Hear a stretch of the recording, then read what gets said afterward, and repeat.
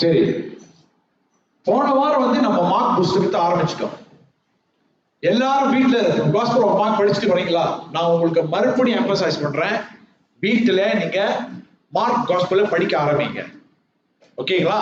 போன வாரம் வந்துட்டு நான் உங்களுக்கு இன்ட்ரோடக்ஷன் கொடுத்தேன். இன்ட்ரோடக்ஷன் தமிழ் என்னையா? அறிமுகமாக கொடுத்தேன். இன்றைக்கு நம்ம மார்க் படித்தது போல மார்க் 1வது அதிகாரம் வசனம் 1 இருந்து 8 வரைக்கும் இன்னைக்கு நம்ம தியானிக்க போகிறோம். பிரியமானவர்களே, இந்த நேரத்தில் உங்ககிட்ட நான் கேட்கிறது என்னன்னா, உங்களால நோட்ஸ் எடுக்க முடிஞ்சா நோட்ஸ் எடுங்க, கவனமாக கேளுங்க. இது தேவனுடைய வார்த்தை. இந்த நேரத்தில் பேசும் பொழுது கவனமா கேட்டு நீங்க நல்லா புரிஞ்சு கொள்ளும்படியாக நான் உங்களை வேண்டிக் கொள்கிறேன், கேட்டுக்கொள்கிறேன். போகிற முன்பாக தொடர்ந்து ஒரு சின்ன ஜெபத்தை ஏறெடுத்துட்டு நம்ம ஆரம்பிப்போமாக. தேவனே, இன்னைக்கு பேச போகக்கூடிய இந்த செய்தியானது உங்களுடைய பாதத்தை ஒப்பு கொடுக்கிறேன். ஆண்டவரே, நான் பேச போகிற மார்க் 1வது அதிகாரம் வசனம் 1 இருந்து 8 வரைக்கும் கர்த்தர் ஆசீர்வதிக்கும்படியாக ஜெபிக்கிறேன். இந்த தேவனுடைய சத்திய காரியத்தை நாங்கள் தெரிந்து கொண்டு அதன் பிரகாரம் நாங்கள் வாழத்தக்க எங்கள் ஆசீர்வதியும். இயேசுவின் நாமத்தில் ஜெபிக்கிறோம் நல்ல பிதாவே, ஆமீன். பிரியமானவர்களே, இன்னைக்கு நம்மளோட செய்தியோட தலைப்பு என்னன்னு சொன்னாக்கா, the beginning of the gospel of the king. போன வாரம் நான் சொல்லிட்டேன், இந்த சுவிசேஷமானது ராஜாவுடைய சுவிசேஷம். போன வாரம் என்ன சொன்ன? கிறிஸ்துவுடைய சுவிசேஷம். அதுக்கு பதிலா என்ன சொன்ன? இந்த சுவிசேஷமானது the gospel of Christ, the gospel of God. இன்றைக்கு வந்து இந்த காஸ்பல் வந்து நான் உங்ககிட்ட இன்னும் கொஞ்சம் ஆழமா கொண்டு வர போற காரியம் என்னன்னாக்கா, இந்த சுவிசேஷமானது யாரை பத்தி சொன்னாக்கா, ஒரு நித்திய ராஜாவை பத்தி சுவிசேஷம். நீங்க நல்லா தெரியும், யோவான் ஞானசாஸ்திரி நீங்க கேட்கும் போது, இதோ தேவனுடைய ராஜ்யம் சமீபமாக இருக்குது, மனம் திரும்புங்கன்னு சொல்றாரு. என்னத்தை பத்தி பேசிக்கிட்டு இருக்காரு? the kingdom of God. இப்ப kingdom of God, தேவனோட ராஜ்யத்தை பத்தி பேசினா அங்க யார் கன்ஃபார்மா இருக்கணும்? யாரு இல்ல யாரு கன்ஃபார்மா இருக்கணுங்க? ராஜா கண்டிப்பா இருக்கணும். நல்லா கேட்டுக்கங்க. இன்னைக்கு நான் பேச போற கான்டெக்ஸ்ட் வந்து நீங்க மேனா வைக்க போற உங்களுடைய பாயிண்ட் இருக்குனாக்கா, ராஜா யாரு? இந்த ராஜா. அதுதான் வந்துட்டு அருமையான மார்க் நம்ம இன்னைக்கு வெளிப்படுத்த போகிறார். The gospel is the royal announcement that God himself has come in Jesus Christ, the Son of God, to rule, to save and to bless those who repent. இதுதான் நம்மளோட மெயின் ஐடியா. இன்னைக்கு தமிழ்ல சொல்றதுனாக்கா, இந்த சுவிசேஷமானது ஒரு அரசுவோட அறிவிப்பு. என்னன்னாக்கா, தேவன் ஒரு அவதாரம் எடுத்து இயேசு கிறிஸ்து மூலமா இந்த பூமிக்கு வந்திருக்கிறாரு. எதுக்கு? எதுக்கு? நம்மள ஆளுகை செய்யறதுக்கு, ரெண்டாவது நம்மள ரட்சிக்கிறதுக்கு, மூன்றாவது நம்மள தொடர்ந்து ஆசீர்வதிக்கிறதுக்கு. இது எல்லாம் நீங்க எப்படி பெற்றுக்கொள்ள முடியும் சொன்னா என்ன தெரியுமா? ஒரே ஒரு காரணம் நீ பெற்றுக்கொள்ள முடியும், மனம் திரும்பணும். என்ன செய்யணும்? மனம் திரும்பினா இது எல்லாத்தையும் உங்களுக்கு கிடைக்கும். இதுதான் இதோட பாயிண்ட்ங்க. சரி, போன வாரம் நான் உங்களுக்கு அறிமுகமா மார்க் பத்தி பேசினேன். மறுபடியும் இன்னைக்கு கொஞ்சம் நான் உங்ககிட்ட சொல்றேன். மார்க் எழுதின இந்த இயேசு கிறிஸ்துவோடைய வாழ்க்கை, பிறப்பு, அவர் வாழ்ந்தது, அவருடைய மரணம், இறப்பு, அவர் 3வது நாள் உயிர் தெளிந்தது, இது எல்லாம் யாருடைய ஐ விட்னஸ் சொன்னாக்கா, பேதுருவோட. யாருடைய? பேதுருவோட சொன்னதுதான் மார்க் எழுதினாரு. அது அந்த 1வது வசனத்துல நீங்க பார்க்கும் போது படிங்க, காஸ்பல்ல போட்டிருக்கோம். தமிழ் எப்படி போட்டிருக்கு? சுவிசேஷம், யுவாங்கலியோன். நியூ டெஸ்டமென்ட்ல வந்து நான் சொன்னது போல அதோட அர்த்தம் என்னன்னாக்கா, the message of salvation. Good news என்ன தெரியுமாயா? the gospel சொல்லும்போது எல்லாம் என்ன சொல்லுவாங்க எப்பயுமே? the gospel of Matthew, the gospel of Mark, the gospel of Luke, the gospel of John. அப்ப எல்லாரும் என்ன சொல்லுவாங்க? gospelனா இந்த 4 புக்குன்னு. ஆனா நீங்க ஃபர்ஸ்ட் செஞ்சுரிக்கு போகும்போது gospelனா அதோட மீனிங் என்ன தெரியுமா? the message of salvation, ரட்சிப்புக்குரிய உள்ள செய்தி. அதுதான் gospel, புக்கு கிடையாது. ஃபாலோ பண்றீங்களா? என்ன நீங்க ரொம்ப பேர் அதை வச்சு நம்மள அட்டாக் பண்ணுவாங்க. gospel என்ன? 4, மேத்யூ, மார்க், லூக், ஜான். அது கிடையாது. gospel சொன்னா தேவன் நம்மள ரட்சிக்க போற செய்தி. அதை நீங்க நன்றாக தெரிஞ்சுக்கொள்ள வேண்டும். அடுத்தது உங்களுக்கு சில பின்னணி பேக்ரவுண்ட் வந்து என்ன சொல்லுவாங்க? பின்னணிப்பா, பின்னணிகள். ஓகே சர்வின், கொஞ்சம் ஹெல்ப்பா தான் இருக்க. Very good. ஓகே, தி காஸ்பல் இது வந்து நம்ம ரெண்டு வகையில பார்ப்போம். ஓகே, அந்த காலகட்டத்தில் யார் இருந்தா பிரியமானவர்களே? இந்த காஸ்பல் இயேசு சுவாமியோட சுவிசேஷம் ஃபர்ஸ்ட் செஞ்சுரியில யாருக்கு மெயினா போனுச்சுன்னா யூதருக்கு. ஆமாவா இல்லையா? இரண்டாவது யாருக்கு மெயினா போனுச்சு? அந்நிய ஜாதிக்கு. இப்ப இந்த ரெண்டு கான்டெக்ஸ்ட்ல இந்த புக்கை நீங்க பார்க்கணும். யூதர்களுக்கு வந்துட்டு நல்லா நீங்க பாத்தீங்கன்னா the gospel சொல்ற யூதர்கள் வந்து கிரீக்ல வந்து இவாங்கலியோன், யூத பாஷையில வந்து பசார். பசார் இல்ல, பாசார் இல்ல, என்னது?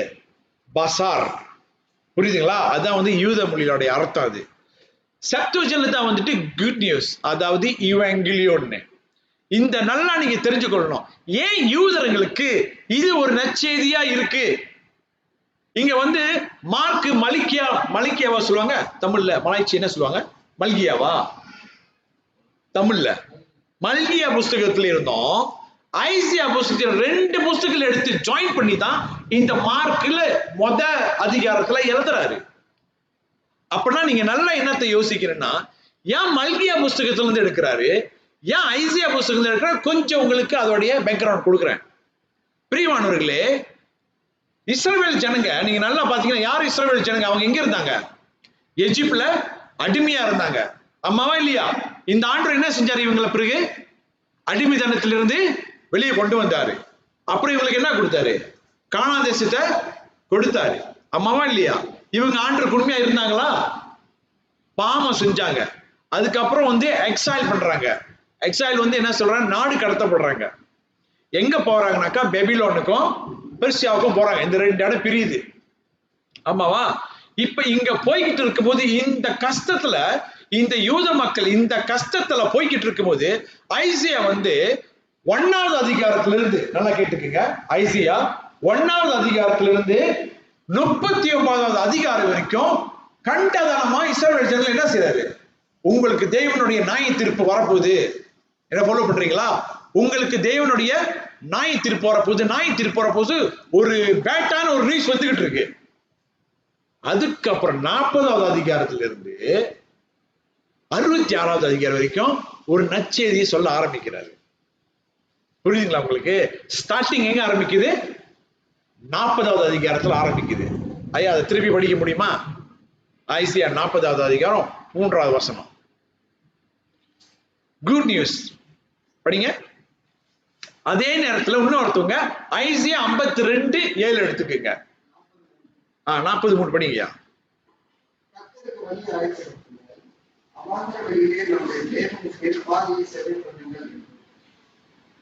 10 படிங்க. பராக்கிரமசாலியாக வருவார். அவர் தமது முயற்சினாலே அரசாடுவார். அவர் அளிக்கும் பலன் அவரோடு கூட வருகிறது. அவர் கொடுக்கும் பிரதிபலன் அவருடைய முகத்துக்கு முன்பாக செல்கிறது. இங்கிலீஷ்ல வந்து அழகா போட்டிருக்கோம் குட் நியூஸ்னு. ஐசியா 52:7 எடுத்துக்கங்க. ஏன் நான் ஐசியா புஸ்தகத்தை சொல்றேன்னாக்கா, மார்க் வந்து ஐசியா புஸ்தகம் வந்து கோட் பண்ணியிருக்கிறாரு. ஓகே, படிங்கயா. எப்படியா? சமாதானத்தை கூறி எப்படி? சுவிசேஷமாக. புரியுதுங்களா உங்களுக்கு நான் என்ன சொல்ல வரேன்னு? என்ன ஃபாலோ பண்றீங்களா? ஐசியா புஸ்தகத்திலிருந்து பழைய ஏற்பாடுல இருந்து இஸ்ரவேலுக்கு என்னத்தை எதிர்பார்த்துக்கிட்டு இருக்கிறாங்க? ஒரு ராஜா வருவாரு. அது அவங்களுக்கு என்னதான்? ஒரு நல்ல செய்தி. உங்களுக்கு புரியுது என்ன சொல்றேன்னு?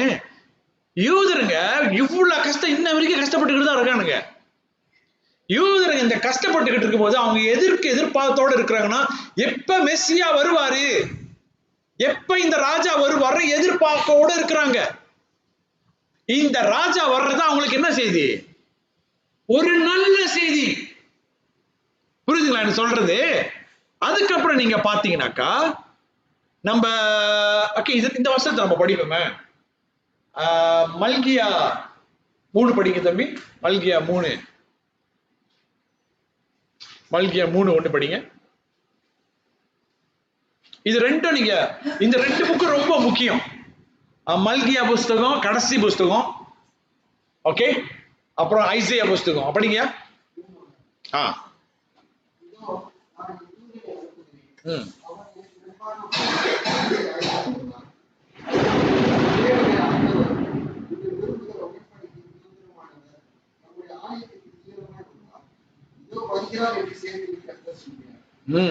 இது நம்ம மேல கொஞ்சம் அப்புறமேல இது நம்ம அடிக்கப்போம். இப்ப நான் உங்களுக்கு யூதர்களை பத்தி சொல்லிட்டேன். இந்த நற்செய்தி யாருக்கு ரொம்ப முக்கியமா இருக்குன்னா யூதர்களுக்கு. யூதர்கள் எல்லாம் யாருக்கு வெயிட் பண்றாங்க? மெசியாவுக்கு வெயிட் பண்றாங்க. சரி, போன வாரம் சொன்னேன், இந்த மார்க் எழுதுறது யாருக்கு எழுதுறாரு? ரோமர் இருக்கிற கிறிஸ்தவ திருச்சபைக்கு, ரோமர் உள்ள கிறிஸ்தவர்களுக்கு எழுதுறாங்க. ஏன்னா ரோமர் உள்ள கிறிஸ்தவங்க என்னத்தை கடந்து போய்கிட்டு இருக்காங்க? கஷ்டத்தை, பெர்சிக்யூஷன் தமிழ் என்ன சொல்லுவாங்க, உபத்திரவத்தை கடந்து போய்கிட்டு இருக்கிறாங்க. அவங்களுக்கு எழுதுறாரு. அவங்களுக்கு எழுதுறோம்னா அவங்க கிட்ட இந்த குட் நியூஸ் சொல்றாரு. ஏன் ரோமர் கிட்ட குட் நியூஸ் சொல்லணும்? ரோமருடைய பார்வையில, ரோமர்களுடைய சிந்தனையில் என்ன தெரியுங்களா? அவங்களுக்கு ரட்சகர் பிறப்பாரு. எப்படின்னு சொன்னாக்கா 9 பிஃபோர் கிரைஸ்ட். என்னன்னாக்கா சீசர் அகுஸ்துஸ் இவர் பிறந்ததே ஒரு ரட்சகர் பிறந்திருக்கிறாரு சொல்லுவாங்க. அவங்களுடைய கணிப்புல என்னன்னாக்கா his birthday is called the beginning of the gospel for the world.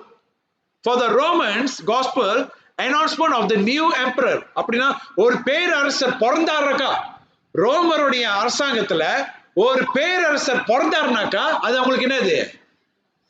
நற்செய்தி. யூதர்களுக்கு மெசியா பிறந்தா ஒரு நற்செய்தி. உங்களுக்கு புரியுதுங்களா? ரோமர் எங்க பவுல் மார்க் என்ன எழுதிட்டு வர்றாருன்னு இவங்களும் வெயிட் பண்றாங்க, ஒரு ரட்சகர் வருவாருன்னு. இவங்களும் வெயிட் பண்றாங்க, ஒரு ரட்சகர் வருன்னு. இத அறிஞ்சுதான் மார்க் அழகா எழுதுறாரு 1வது அதிகாரம் 1வது வசனத்துல the gospel of Jesus Christ. புரியுதா உங்களுக்கு? இப்ப மொத வசனத்துல தான் நான் இருக்கிறேன். இப்ப 2வது உங்க கூட இன்னொரு காரியத்தை பகிர்ந்து கொள்ள விரும்புறேன். இயேசு, the identity of the new king. யாரு இந்த நியூ கிங் சொல்லும் போது son of God. Son of God யாரு? இயேசு கிறிஸ்து. போன வாரம் நான் சொல்லிட்டேன். இன்னைக்கு உங்களுக்கு இன்னும் கொஞ்சம் இன்புட் கொடுக்க விரும்புறேன். நமக்கு அன்னைக்கே தெரியும், போன வாரமே இயேசுவோட அர்த்தம் என்ன? யாவே இஸ் செல்வேஷன். கர்த்தரே நம்மளுடைய ரட்சகர். அதை நம்ம பார்த்துட்டோம். சரிங்களா?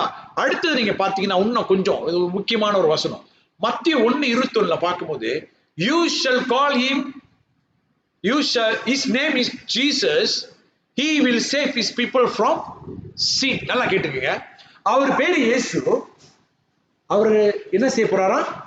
அவருடைய ஜனங்களை பாவத்திலிருந்து காப்பாத்துற. கொஞ்சம் யோசிச்சு பாருங்க.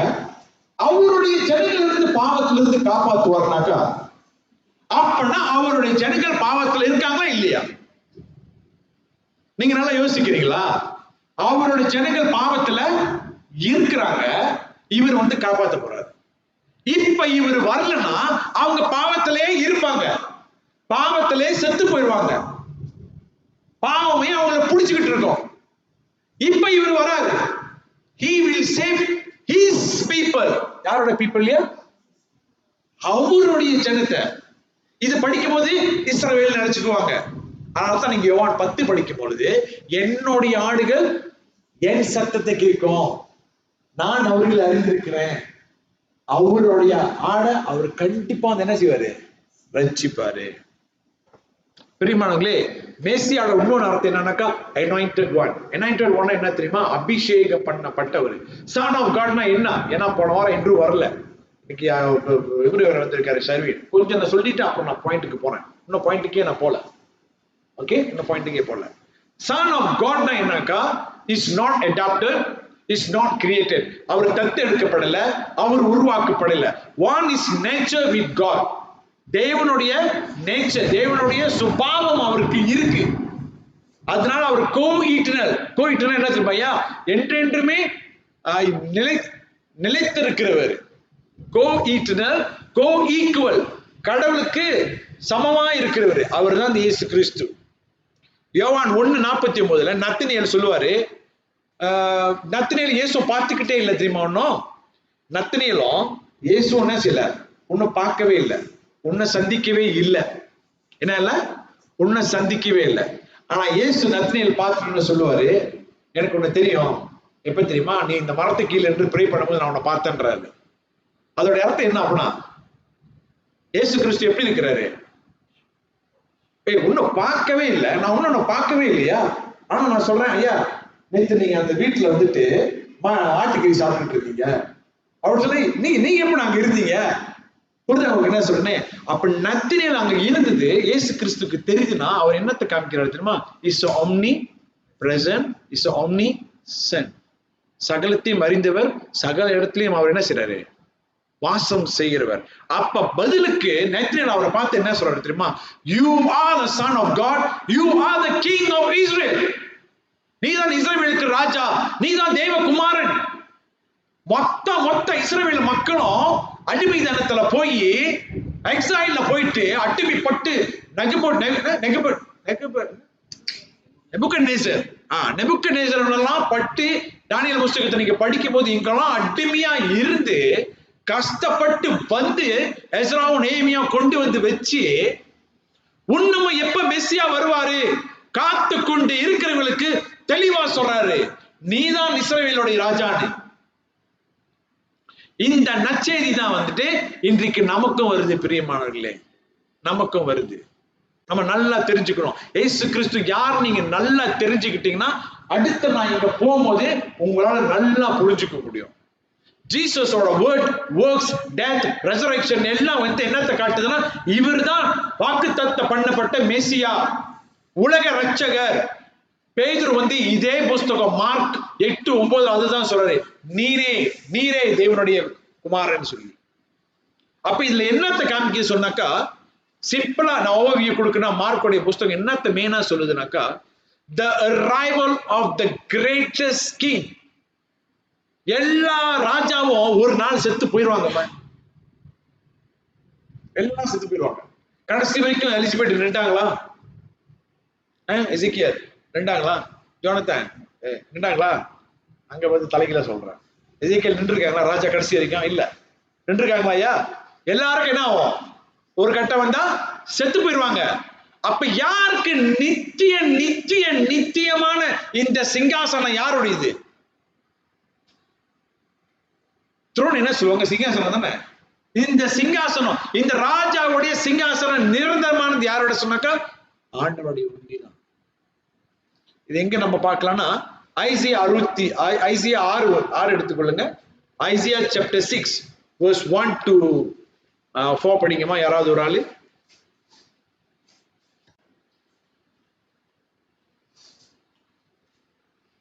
ஐசியா 6வது அதிகாரம். ஐசியா வந்துட்டு ஒரு என்ன சொல்லுவாங்க, ஒரு விசன் பாப்பாரு. விசன் வந்து என்ன சொல்லுவாங்க தமிழ்ல, ஒரு தரிசனமா பாக்குறாரு. அவருக்கு ஒரு தரிசனம் கிடைக்குது. அப்ப ஐசையா என்ன சொல்றாரு நீங்க பாருங்களேன், என்னத்தை பாக்குறாருன்னு. எடுத்துட்டீங்களா? படிங்க. ஐசையா 6:1. ஊசியா ராஜா யார் அடைஞ்சிட்டா? ஊசியா. அவர் யாரு? ராஜா. என்ன ஆயிட்டாரு? மருகியா மறிச்சிட்டாரு. அப்புறம்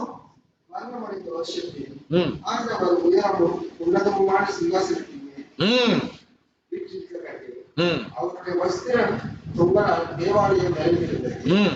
சேராபீன்கள் அவருக்கு மேலாக நின்றார்கள். அவர்களில் ஒவ்வொருவரும் அவ்வாறு செட்டைகளில் இருந்தனர்.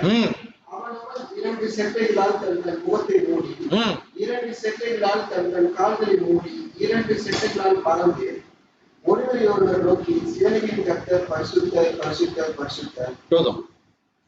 பாத்தீங்களா? ஊசியா ராஜா என்னாச்சு இருந்தாரு. சரி, மொத யார் நின்றா பைபிள் பிரகாரம் பார்த்தாக்கா? சவுல், அவரும் முடிஞ்சு. அப்புறம் டேவிட், அவரும் முடிஞ்சு. அதுக்கப்புறம் சாலமோன், அவரும் முடிஞ்சிருச்சு. இந்த மாதிரி ஒவ்வொருத்தவங்களும் வந்துட்டு முடிச்சுக்கிட்டே போறாங்க.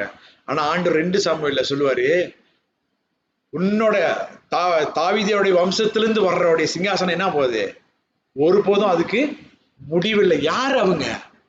யார் அந்த நபரு? யார் அந்த கிங் ஃபாரெவர்? யாரு? இது நல்ல யூசர்களுக்கு தெரியும். உங்களுக்கு புரியுது என்ன சொல்றேன்னு? இதுதான் அவங்க வெயிட் பண்ணிக்கிட்டு இருக்காங்க. அவர் தான் வந்திருக்கிறார் சொல்லி மார்க் என்ன செய்றாரு? அறிவிப்பு கொடுக்கிறாரு. வசனம் 2-8 படிக்கும் போது இப்ப நம்ம வசனம் 2ல இருந்து 3 முக்கியமான பாயிண்ட்டுக்கு இப்பதான் போறோம். பிரியமானவர்களே, the promise of the new king 2, 3 படிங்க தம்பி, திருப்பியும் படிப்பு நம்ம கொஞ்சம் அலசுவீங்க. மார்க் 2, 3 மார்க் 1வது அதிகாரம் வசனம் 2, 3 படிங்க.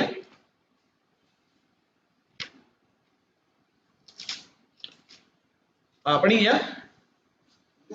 தூதனை முன்பாக அனுப்புகிறேன், அவர் நமக்கு முன்னே போய் உங்களுக்கு வழியை ஆயத்தப்படுவார் என்று கர்த்தருக்கு வழியை ஆயத்தப்படுத்துகிறார்.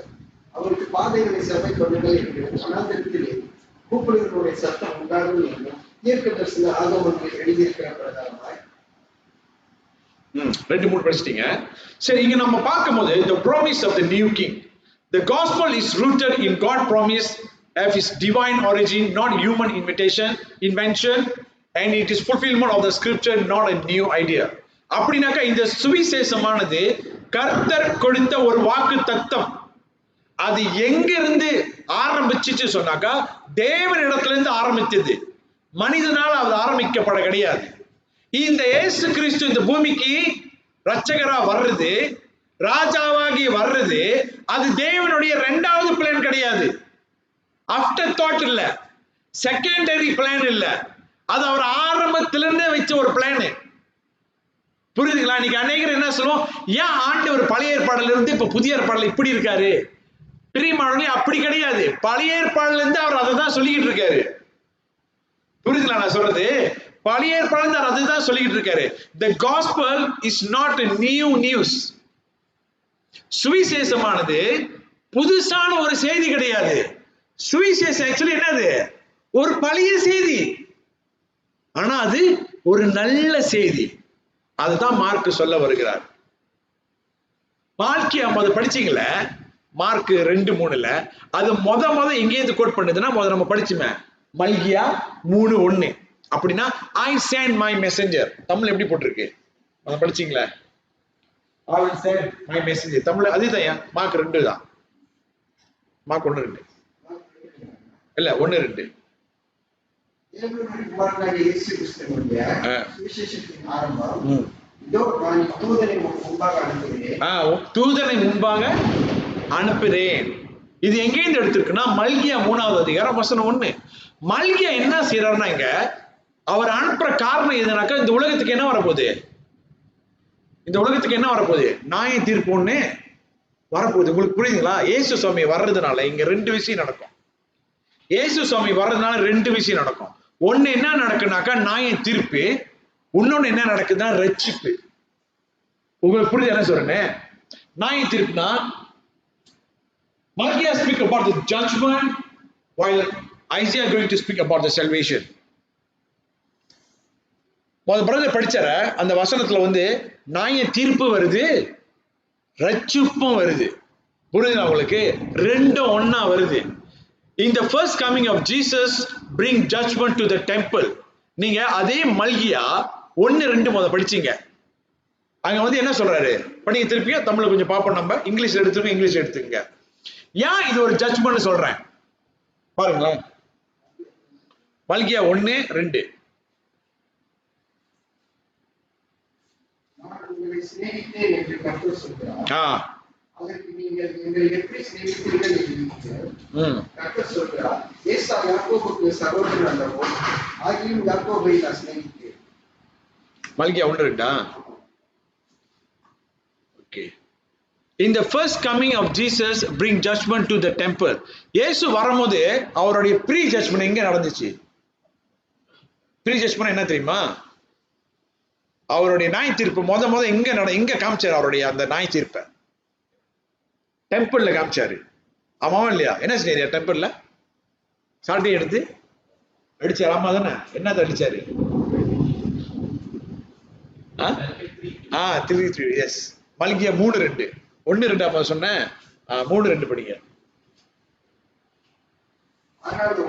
அவர் வரும் நாளை சகிப்பவன் யார்?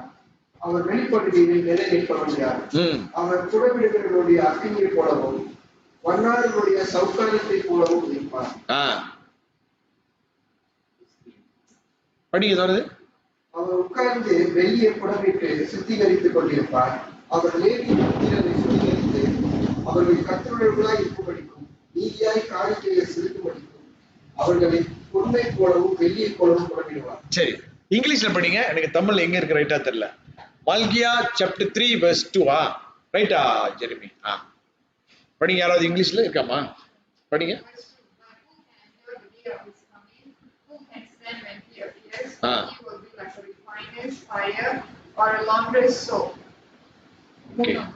படிங்க தொடர்ந்து 3. He will sit as a refiner and purifier of silver. He will purify the Levites and refine them like gold and silver. Then the Lord will have men who will bring offerings in righteousness. இது எங்க நடந்துச்சுனாக்கா டெம்பிள்ல நடக்குது. புரியுதுங்களா? அப்ப யார் வந்திருக்கா? இயேசு வரும்போதே அவர் இயேசு வந்திருக்காருன்னா உண்மையிலே யார் வந்திருக்காங்க? கடவுளே வந்திருக்காரு. புரியுதா உங்களுக்கு? அங்க வந்து ஒரு ப்ரீ ஜட்ஜ்மெண்ட் கொடுக்கிறாரு. பிறகு ரெண்டாவது அவரோட ஜட்ஜ்மெண்ட் எங்க கொண்டு வந்தாரு? இன்னும் கொஞ்சம் யோசிக்க வைக்கிறேன். இன்னொரு ஜட்ஜ்மெண்ட் நடந்துச்சு. எங்க நடந்துச்சு? அது கிராஸ்ல நடந்துச்சு. புரியுதா என்ன சொல்றேன்னு? அவர் வந்தாரியா?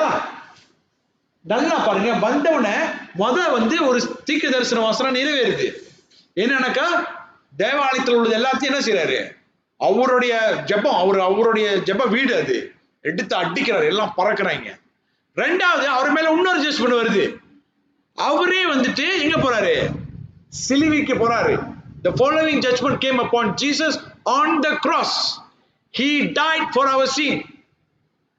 He was judged in our place. நமக்காக அவர் மரித்தாரு.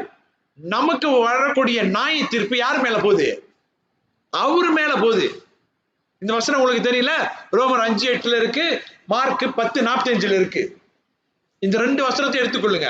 மார்க் படிக்க வேணாம், எடுத்து வச்சுக்கொள்ளுங்க. மார்க் 10:45 ரோமர் 5:8 வந்து நம்ம பார்க்கும்போது இயேசு கிறிஸ்து நமக்காக மரிக்கிறாரு. இப்ப அவர் வந்த நோக்கம் நீங்க நல்லா பாத்தீங்கன்னா நியாய தீர்ப்பு வருது. இப்ப இந்த ராஜா வரும்போது இந்த பூமிக்கு ஒரு நியாய தீர்ப்பு வரப்போகுது. அந்த நியாய தீர்ப்பு என்ன நடக்குதுன்னா அவரு மேலேயே வந்து விழுவுது. ஒரு ராஜா வந்தார்னா, ஒரு இடத்தை பிடிக்கிறாருன்னா, ஆளுகை செய்ய போறாருன்னா அவரை நியாய தீர்க்க போறாரு, காப்பாத்த போறாரு. இப்ப என்ன சொல்றாருன்னா மார்க்கு, என்ன நடக்குதுன்னா நியாய தீர்ப்பு நடக்குது, ஜட்ஜ்மெண்ட் நடக்குது. ஜட்ஜ்மெண்ட் எங்க நடக்குதுனாக்கா ப்ரீ ஜட்ஜ்மெண்ட் வந்து தேவாலயத்துல நடக்குது. அதுதான் வந்து நம்ம பார்த்தா அந்த வசனம் நிறைவேறிடுச்சு. ரெண்டாவது நம்ம பார்க்கும்போது நியாய தீர்ப்பு அவர் மேலேயே வருது. ஆனா அந்த நியாய தீர்ப்பு சப்போஸ் யார் மேல வந்திருக்கணும்? நம்ம மேல வந்திருக்கணும். ஆனா அவரு மேல வருது.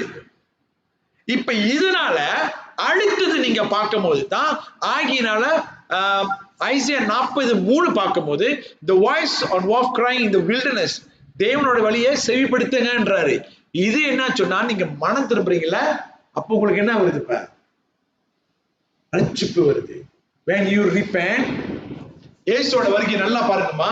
இயேசுவோட வருகை வர்றதுனால, அந்த அறிவிக்கிறதுனால என்ன சொல்றாங்கன்னா ரெண்டு விஷயம் நடக்குது. ஒண்ணு என்னது?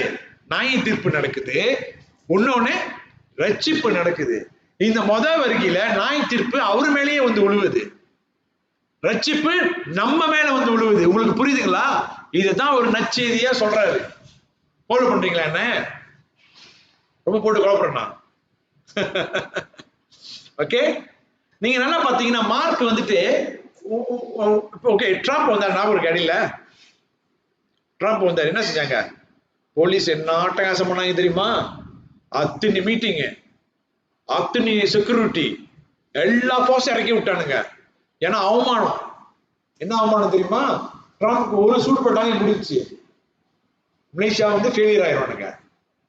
அதனால அவ்வளவு செக்யூரிட்டி ட்ரெண்ட், அவ்வளவு கித்தாட்டு, மொத்த கித்தாட்டு, எல்லா யூடிகே கொமாண்டோ எல்லாம் இருக்கானுங்க. நானும் அதுல ஒரு ஆளு, நான் வெளியானா. அப்பேற்பட்ட செக்யூரிட்டி ஒன்னும் ட்ரம்ப் வரவே இல்லை. ஆனா ட்ரம்ப் வர்றது என்ன சொல்லியாச்சு? முன்கூட்டியே அறிவிச்சாச்சு. ஆமாவா இல்லையா? ட்ரம்ப் வர நம்ம எல்லாத்துக்கும் தெரியும் தானே. இப்ப அது விட்டுருமே, உங்களோட நல்ல ஒரு ஃபேன் இருக்காரு. அவர் யாரியா? ஒரு வாட்டி அவருக்கு அடிக்கும் போது எனக்கு அவர் தான் ஞாபகம் வரும். கோபப்படுறீங்களா? இல்லை தானே? விஜய் வரும்போது விஜய் வராரு சொல்லி எங்கெல்லாம் ஓட்டுக்கிட்டு இருந்தாங்க. அவர் என்ன ஒரு சிறப்பான ஒரு இது.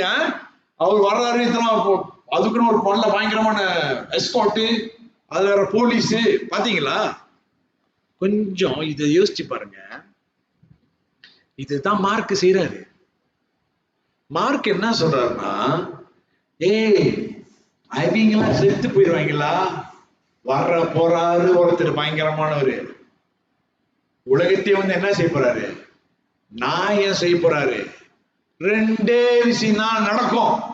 ஒண்ணு உனக்கு ரட்சிப்பு, இல்லைன்னா உனக்கு ஜட்ஜ்மெண்ட். இந்த ரெண்டு தான் நடக்க போது. வர்ற போறாரு இயேசு கிறிஸ்து. இப்ப இந்த இயேசு கிறிஸ்து வர்றதுக்கு அவர் அனுப்புறாரு. யார? ஜான் தி பேப்டிஸ்ட் அனுப்புறாரு. போய் சரிப்படுத்து. இது இது முன்னே இப்படிதான் இருக்கு. உங்களுக்கு புரியுதுங்களா? நீ போய் சரிப்படுத்து. வர போறது யாருனாக்கா ராஜா. எந்த ராஜா? யூதருடைய ராஜா, இஸ்ரவேலுடைய ராஜா. இந்த ராஜா அவரே ஆபிரகாமை எடுத்து, நல்லா பாருங்க, அப்புறம் வயசான காலகட்டத்துல சாராவை எடுத்து, ரெண்டு பேரா பிள்ளை பெத்துக்கவே முடியாது. வயசாச்ச 90 வயசுல ஒரு பிள்ளை வரணுமா? 99 வயசுல வாய்ப்பே இல்லை. சிரிப்பாங்க. ஆண்டி நீங்க மாசம் ஆக முடியுமா? ஆண்டி இப்ப கல்யாணம் பண்ணீங்கன்னா சும்மா கேட்கிறேன், சொல்லுங்க ஆண்டி. என்னடா பைபிள் தூக்கி அடிச்சிடாதீங்க, சும்மா ஒரு யோசிக்க வைக்கிறேன். முடியுமா தம்பி? முடியாது. தேவன் என்ன தெரியுமா சொல்றாரு? உங்களால முடியாதுதான் நான் செய்ய போறேன். அது என்னத்துக்கு காமிக்குது தெரியுமா? நான் தான் செய்ய முடியும். புரியுதுங்களா? நீங்க கொஞ்சம் யோசிச்சு பாருங்க. நம்ம வணங்குற கடவுள் பொய்யானவரா உண்மையானவரா? இவர் என்னதான் செய்யறாரு? முடியாத ஒரு சூழ்நிலையில முடிய வைக்கிறாரு பாருங்க. என்னால கூடாது எதுவும் இருக்குமான்னு கேட்கிறாரு. யார பார்த்து? மோசையை பார்த்து கேட்கிறாரு. என்னால கூடாது ஏதாவது இருக்கா மோசே? உங்களுக்கு புரியுதுங்களா? இப்ப இவரோட வருகைக்கு இவரே அனுப்புறாரு. யார? ஜான் தி பேப்டிஸ்ட் அனுப்புறாரு. போய் சரிப்படுத்து. ஏன்னா வரப்போறவர் என்ன செய்ய போறாருன்னா, ஒரு நியாய தீர்ப்புனா டேனியல் ஜட்ஜ்மெண்ட். ஆனா அதே ஆண்டவர்கிட்ட தான் நான் நீங்க சொன்னது போல ரோமர் 11:36, அதே ஆண்டவர்கிட்ட தான் என்ன வரப்போகுது அடுத்தது தெரியுமா சுசானா? ரட்சிப்பும் வரப்போகுது. புரியுதுங்களா உங்களுக்கு? இதுதான் மார்க் அறிவிச்சு கொண்டிருக்காரு. இதுக்கு நடுவுல என்ன முக்கியம்னா, நீங்க மனம் திரும்பணும். என்னமா முக்கியம்? மனம் திரும்பணும். ஏமா முறைக்கிற? இல்லையா? என்ன பண்ணணும்? மனம் திரும்பணும். நீங்க நல்லா பாத்தீங்கன்னா மல்கியா 3:1 God came to judge. Isaiah 43 prepare the way of the Lord because God come to save. நான் அன்னைக்கு படிச்சேன். அச்சா நீ படி. அன்னைக்கு அவர் படிச்ச நீ படிப்ப. ரோமர் 11 படி, எடுத்துக்கோ. ரோமர் 11:36 நீனே படி. ரோமர் 11:36. நான் ஏன் இதை சொல்றேன் படிங்க நீங்களே. சகலமும் அவராலும், நல்ல தம்பி ஒன்னு, சகலமும் அவராலும், அப்புறம் அவர் மூலமாகவும் அவருக்காகவும் இருக்கிறது. எல்லாமே அவர்கிட்ட தான் வரும். அந்த வசனத்தை படிக்கும் போது இப்ப கடவுளே வராரு என்றும், கடவுளே வராரு, அவதாரம் எடுத்து இந்த பூமிக்கு வராரு. நமக்கு மேல வரக்கூடிய நியாய தீர்ப்பு கடவுள் மேல, இயேசு கிறிஸ்து மேல போயிருச்சு. இப்ப அவரு சொல்றாரு, நீ இயேசு கிறிஸ்துவ விசுவாசித்தனாய, இயேசு கிறிஸ்து தேவனாக என்று கூட விசுவாசித்தனா, மனம் திரும்பி நீ அவரை விசுவாசிக்கும் பொழுது நீ ரட்சிப்படைவன்றாரு. உன்னை காப்பாத்துறாரு. இப்ப உன்னை காப்பாத்திட்டு பரலோகத்தை அவருக்கு கூட வச்சுக்க போறாரு. ஆக மொத்தத்துல எல்லாம் யார் செய்யறா? அவர் செய்யறாரு. இப்ப என்னோட கேள்வி உங்கள்கிட்ட, இப்ப இந்த கடவுளை நம்மளை காப்பாத்துறாருன்னா யாருக்கிட்ட இருந்து நம்மளை காப்பாத்துறாரு?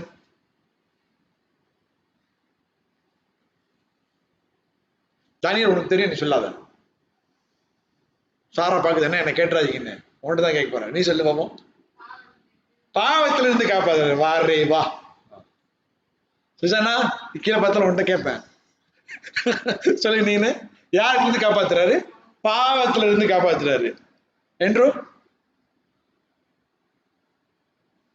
என்னென்ன மேசேஜ்ல போய் கேள்வி எல்லாம் கேட்கறீங்க? நல்லா கொஞ்சம் யோசிக்க வைக்கிறவங்கள. யாருக்கிட்ட இருந்து காப்பாத்துறாரு தம்பி? நீங்க பாவத்துல இருந்து காப்பாத்துறாரு. சில பேருக்கு வந்து தெரியும் போல, அதனால நான் அவங்ககிட்ட கேட்க மாட்டேன். நல்லா யோசிச்சு பாருங்க. அவரே வராருமா? இப்ப நாய் திருப்பி அவர் மேலே விழுகுதுமா?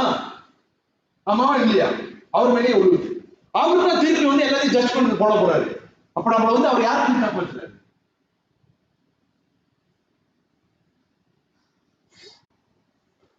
இப்படி எட்டி பாக்குற சொல்லியா?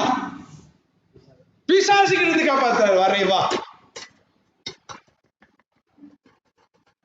நல்லா யோசிச்சு பாருங்க. இன்னைக்கு லேட் ஆயிரும். அப்ப நீங்க பதில் ரைட்டா சொன்னா லேட் ஆயிரும். அப்புறம் அவரே வந்து அவர் மேலேயே நாய் திருப்பு வருது. இப்ப அவர் என்ன சொல்றாரு? அந்த நாய் திருப்பு உங்க மேல வரக்கூடாது, அதனால அவர் எடுத்துக்கிட்டாரு.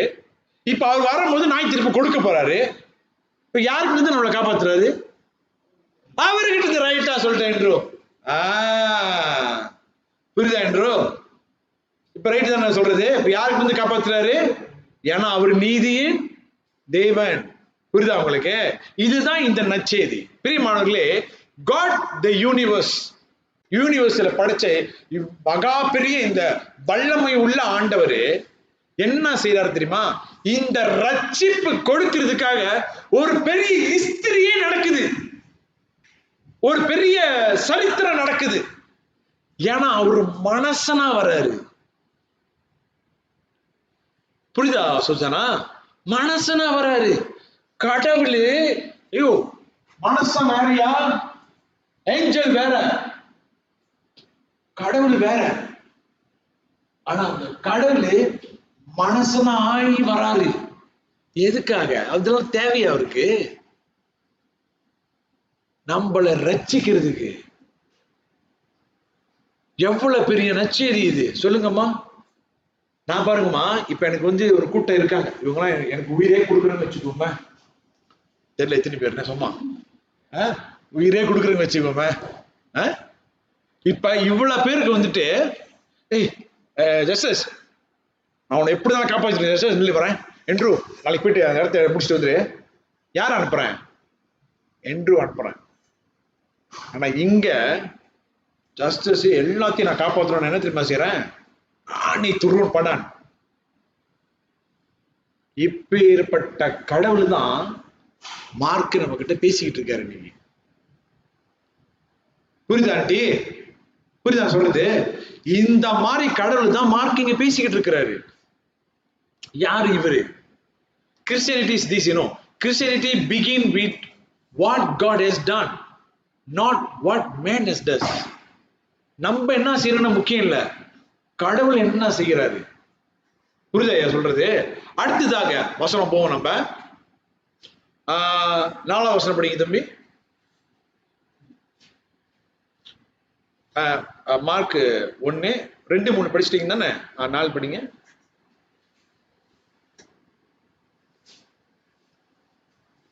இல்ல நீங்க 3 படிச்சீங்களா? முத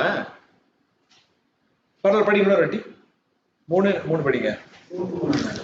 இல்ல மார்க் 1:3.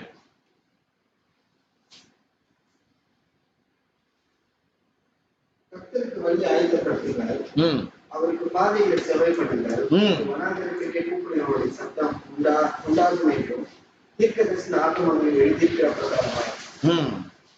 சோ இங்க முக்கியமான ஒரு யாருன்னா இயேசு கிறிஸ்து. நான் உங்ககிட்ட அது தெளிவா யாருன்னு சொல்லிட்டேன். ஓகே, மறுபடியும் அதை நான் சொல்றதுல ஒண்ணுமே உங்களுக்கு நல்லா புரிஞ்சிருக்குன்னு நான் விசுவாசிக்கிறேன்.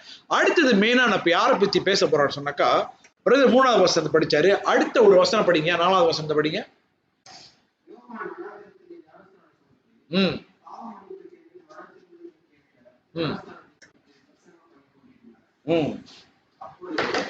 யூதேயா தேசத்தார் அனைவரும் எருசலேம் நகரத்தார் யாவரும் அவனிடத்திற்கு போய் தங்கள் பாவங்களை அறிக்கையிட்டு யோர்தான் நதி அவனால் ஞானஸ்நானம் பெற்றார்கள். முதல் டெக்ளரேஷன் பார்க்கும்போது வசனமே சொல்லுது இயேசுவை பத்தி. இப்ப ரெண்டாவது நீங்க பார்க்கும் பொழுது யார் இந்த இயேசு கிறிஸ்து பத்தி பேசுறா சொன்னாக்கா ப்ராஃபட். யாரு? ஒரு தீர்க்கதரிசி இயேசு கிறிஸ்துவோட வருகை பத்தி பேசிக்கிட்டு இருக்காரு. ஜான் தி பேப்டிஸ்ட் வந்து வில்டர்னஸ் வந்து என்ன போட்டிருக்கு? காடா, வனாந்தரம். அது அப்புறம் இன்னொன்று போட்டிருக்கோமே, வனாந்தரம் வந்து டெசர்ட்ல என்ன போட்டிருக்கு பாருங்க. சரி பரவாயில்ல. வில்டர்னஸ்லாம் என்னன்னு தெரியல, கொஞ்சம் கொஞ்சம் காடு மாதிரிலாம் கொஞ்சம் தூரமா இருக்கிற மாதிரி. அவருக்கு ஏன் ஜான் தி பேப்டிஸ்ட்னு வச்சாங்கன்னா, அந்த காலத்துல வலுவான ஜான் இருந்தாங்க, ரொம்ப ஜானு. இவர் பேர் கூட தான் ஜான் மார்க் இந்த புக் எழுதினாரு. பட் ஜான் தி பேப்டிஸ்ட் ஏன் அவருக்கு ஜான் தி பேப்டிஸ்ட்னா, அவர் வித்தியாசமா என்னத்தை செஞ்சாருன்னா பேப்டிசம் கொடுத்தாரு. அதனால தான் அவர் பேர் வந்து ஜான் தி பேப்டிஸ்ட். அவர் இருந்த இடம் என்னன்னாக்கா வில்டர்னஸ், இந்த டெசர்ட், அப்புறம் ஜார்டன் ரிவர், அங்க இருந்தாரு. அவர் வந்துட்டு ஒரு உலகத்து சிஸ்டம்ல இருந்து வெளியே தனியா இருக்கிறார். இது என்ன மாதிரி ஸ்டைல்னாக்கா அந்த காலத்துல உள்ள தீர்க்கதரிசிகளுடைய ஸ்டைல். அவரோட லைஃப் ஸ்டைல் நீங்க பாத்தீங்கன்னாக்கா தொடர்ந்து படிங்க 6வது வசனத்தை. எப்படி தமிழ் எப்படி போட்டிருக்குன்னு பார்ப்போம். ஒட்டகம், ஒட்டகம், மயில். ஓகே, நம்ம சொல்ல மாட்டோம், அதுதான் கெட்ட வார்த்தையா இருப்பேன். ஆனா சுத்த தமிழ் அதானே தம்பி? சுத்த தமிழ் அதான் வருது. அப்ப அது கெட்ட வார்த்தை இல்லையா? அப்புறம் படிங்க.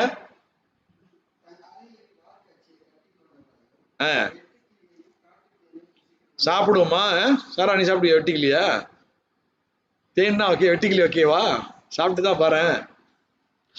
அப்புறம்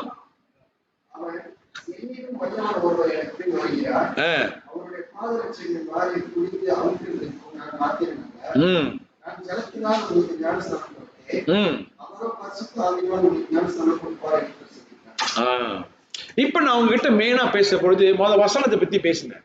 என்ன வசனத்தை தெளிவா எடுத்துக்கொண்டு நான் அவங்ககிட்ட காமிச்சேன்னா, இயேசுவோட வருகையில கன்ஃபார்ம் பண்றதுக்கு 2 எங்கேருந்து எடுத்தேன்? ஐசியா புஸ்தகமோ மல்கியா புஸ்தகமோ. ரைட்டா சொன்னா இல்லையா? இது 2 யாரை பத்தி பேசுது? இயேசு கிறிஸ்து ராஜாவா வருகிறத பத்தி பேசுது. பல வருஷம் முன்னுக்கு தெரியுமா என்று? 800 வருஷம் முன்னுக்கு, சிலது வந்து 400-500 வருஷம் முன்னுக்கு. சும்மா இல்ல, திடீர்னு இல்ல, ஏற்கனவே சொல்லப்பட்டது. இப்ப இங்க வந்திருக்கிற தீர்க்கதரிசியும் இது உறுதிப்படுத்துகிறாரு. யார் இந்த தீர்க்கதரிசி? ஏன் இவர் இப்படி செய்யணும்? ஏன் இவர் இப்படி ஒழிச்சிருக்கிறாரு? நம்ம ஒரு வசனத்தை படிப்போம், அப்புறம் நமக்கு தெரியும். 2 ராஜாக்கள் 1:8 பார்க்கும் பொழுது இந்த தீர்க்கதரிசி ஜான் தி பேப்டிஸ்ட் வந்து எலைஜாவை நோக்கி பார்க்கறாங்க. எப்படி பார்க்கறாங்க? எலைஜாவை நோக்கி பார்க்கறாங்க. படிங்க என்னோட கூட சேர்ந்து 2 ராஜாக்கள் 1:8. Okay, this prophet is clothing not like fashion, Old Testament picture of Elijah. Okay, okay, நான் பேசுறது புரியுதா உங்களுக்கு? புரியலன்னா டக்குனு கை தூக்கிடுங்க. நீங்க பேசுறது புரியல, நான் இங்கிலீஷ்ல பேசுறேன். ஓகே, படிங்க.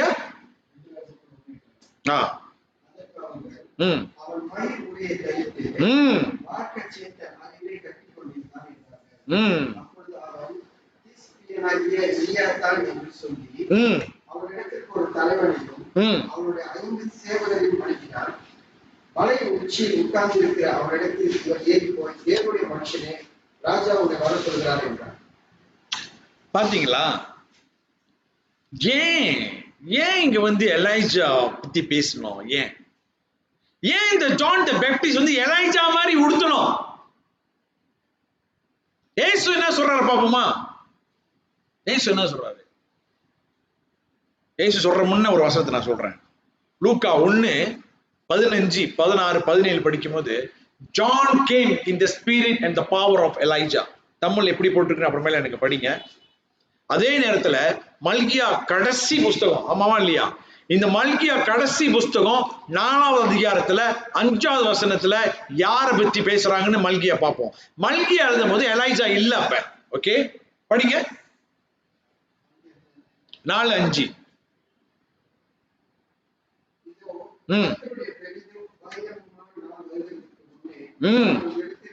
ஐயா கொஞ்ச நேரம் இல்லைங்க, திருப்பி படிங்க.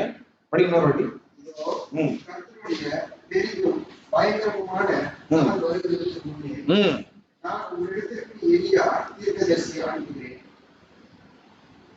ஓகே, அங்க முடிச்சாரா? அப்படியே புதிய ஏற்பாடு வாங்க. அதுதான் கடைசி புஸ்தகம், பழைய ஏற்பாடுல. அப்படியே புதிய ஏற்பாடுக்கு லூக்கா 1வது அதிகாரம் 15, 16, 17 படிங்க. ஏன் நான் சொல்றேன்னா இதோட நீங்க பிரிச்சு பாருங்களேன். பழைய ஏற்பாடுல சொல்லப்பட்டுக்கிட்டே இருக்கு. கடைசி புஸ்தகம் என்னன்னாக்கா மல்கியா புஸ்தகம். மல்கியா 4வது அதிகாரம் 5வது வசனத்துல எலாய்ஜா பத்தி பேசுறாங்க. அதுக்கப்புறம் புதிய ஏற்பாடுல பிக்கப் பண்றாங்க.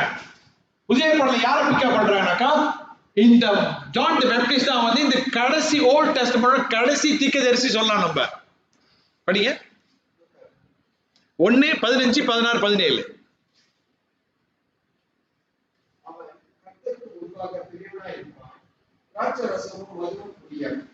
தாயின் வயிற்றில் இருக்கும் போதே பரிசுத்தாவினால் நிரப்பப்பட்டிருப்பார்.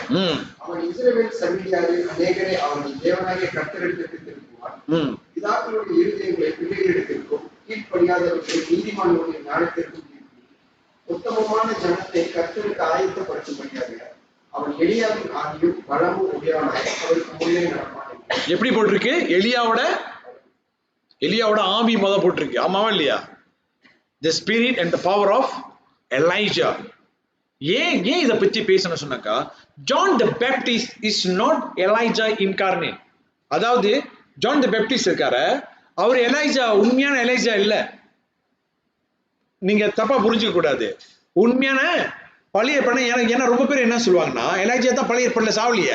நான் இருக்கா ஒரு ரதம் வரும், ரதத்துல ஏறி போயிடுவாங்க. இப்ப நம்ம எல்லாம் என்ன சொல்லுவோம், அவர் அப்படிதான் நம்ம நினைச்சிட்டு இருக்கோம். ஆனா நல்ல வேதத்தை பார்க்கும் பொழுது வந்தது உண்மையிலேயே ஜான் தி பேப்டிஸ்ட் தான்.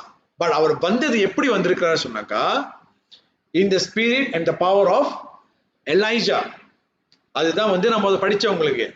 Okay, promised the forerunner who came in the spirit and the power of Elijah fulfilling the prophecy. ஆண்டவர் கொடுத்த தீர்க்க தரிசனம் என்ன நடக்குதுங்க? நிறைவேறுது. உங்களுக்கு புரியுதுங்களா?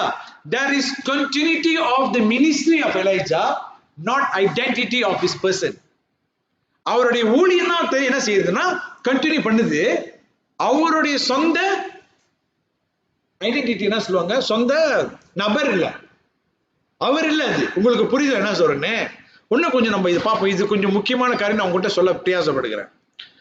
இன்னும் நீங்க பாத்தீங்கன்னாக்கா மத்திய 17, 10 - 13 வரைக்கும் டிரான்ஸ்பிகரேஷன் வந்து தமிழ் என்னையா அந்த ஒரு காட்சி நடக்குமே, எலைஜாவும் மோசஸும் பார்ப்பாங்களே டிரான்ஸ்பிகரேஷன். சரி எடுத்துக்கோங்களேன், மத்திய 17, 10 - 13 வரைக்கும் மறுரூபமா அங்க பார்க்கும்போது இயேசு சொல்வாரு, Jesus say Elijah has already come and the disciple understood he meant John the Baptist. இது இயேசுவே சொல்றாரு, எலைஜா வந்தாச்சு. ஆனா அதுக்கப்புறம் அவங்களோட சீடர் தெளிவா புரிஞ்சுக்குவாங்க என்னது யார சொல்றாரு, ஜான் தி பேப்டிஸ்ட் சொல்றாரு. அப்படின்னாக்கா so Elijah is not reborn, Elijah is not physically written.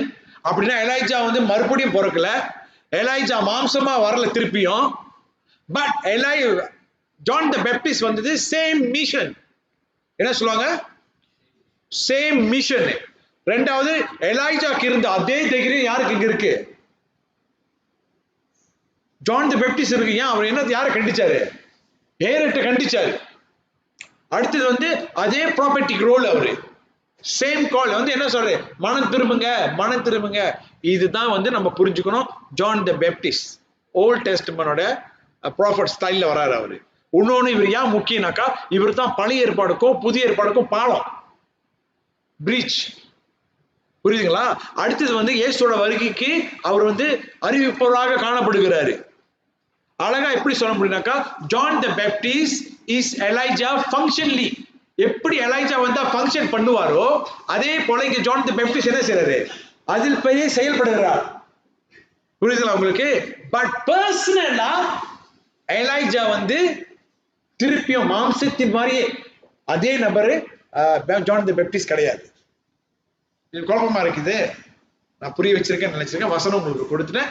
அப்படி இருந்தா நீங்க அப்புறமேல என்கிட்ட கேள்வி கேளுங்க. ஓகே, இங்க வந்து இவர் என்ன செய்யறாரு ஆக்சுவலி படிங்க. என்னோட கூட சேர்ந்து 5வது வசனம் 6வது வசனம் படிங்க. திருப்பியும் மார்க் 1, 5, 6 படிங்க.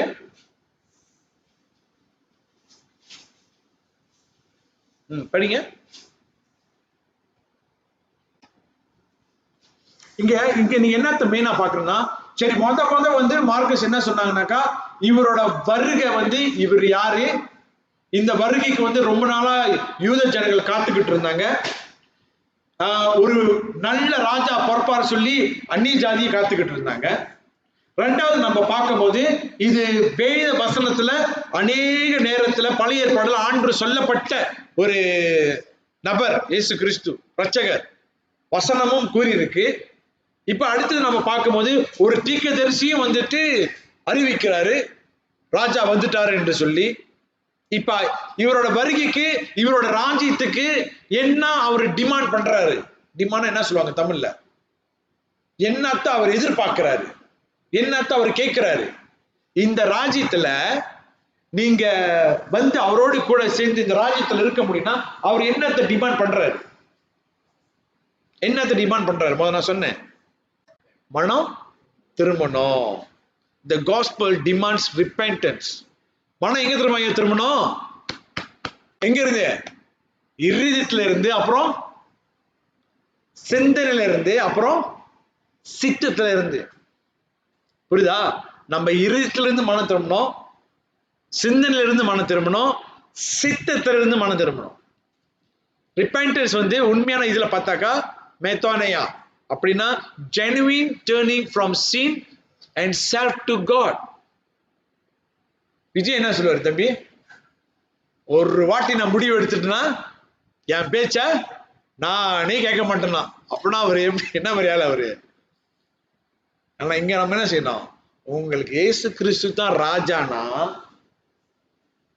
அவரோட ராஜ்யத்துல நீங்க போய் பிரவேசிக்க வேணும்னு பிரியாசப்பட்டீங்கன்னாக்கா, அவருடைய நியாய தீர்ப்பு உங்க மேல வரக்கூடாதுனாக்கா, அந்த ராஜாவோட கூட நீங்களே சந்தோஷமா இருக்கணும்னு சொன்னா,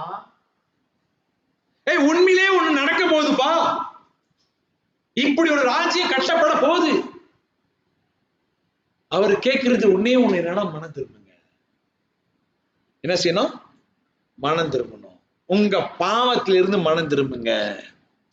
நீங்க எப்ப மனம் திரும்புறீங்களோ அவர் ஆட்டோமேட்டிக்கா உங்க பாவத்தை மன்னிக்க வல்லவராக இருக்கிறாரு.